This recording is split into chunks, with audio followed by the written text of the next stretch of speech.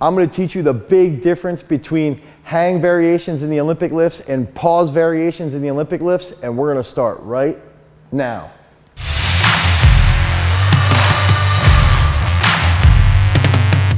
What's up everybody, it's Dane Miller from GarageStrength.com, and if this is your first time to the channel and you want to learn how to be a better weightlifter, you want to get more explosive, you're an athlete that wants to improve his freak ability, you want to get stronger, make sure you like, you subscribe, and you ring that notification bell so that we can help you become a champion.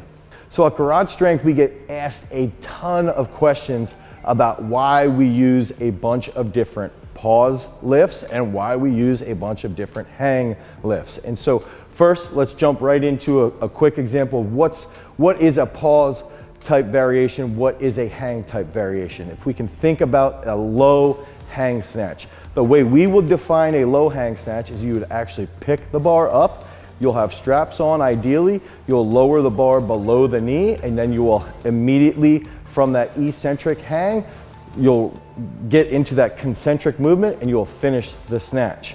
Now, the goal here is to strengthen the lower back, to strengthen the hamstrings, to feel the position and the movement of the knees, and also to make the movement a little bit more dynamic. Now, if we were trying to do the exact same thing or something similar and create a little bit more of an adaptation from a technical perspective, or if we have a youth lifter, we might sit there and say, let's do some pauses below the knee. So what happens when we want to do a pause below the knee is that instead of doing a low hang, we're going to be doing a pause. So right off the floor, the lifter will lift right off the floor. They'll get below the knee and they might pause there for anywhere from 3 to 6 seconds. What this can do is it can imprint the exact position that we want to educate the lifter on. It'll force their knees back. It'll strengthen their hamstrings. It'll strengthen their lower back, and they'll be a little bit more aware because of that isometric contraction that will be happening at that low hang position without actually hanging. So we've got to recognize a couple key differences. One, the hang lifts, the hang variations, so a high hang snatch, a low hang snatch, a high hang clean, a low hang clean, is going to be a little bit more dynamic.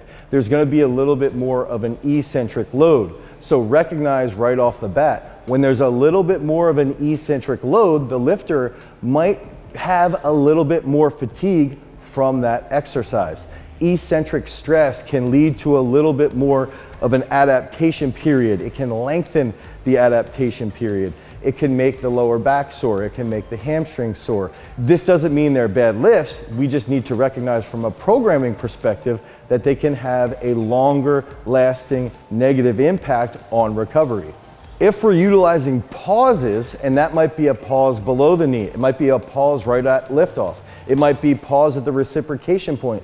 What these pauses will then do is it will actually educate the lifter's body on the positions that we really want them to hit from a full lift. And because there isn't an eccentric load, they can handle this a little bit better. And so we like to use pauses if we want to improve position, if we want to enhance positional awareness, if we want to enhance positional technique.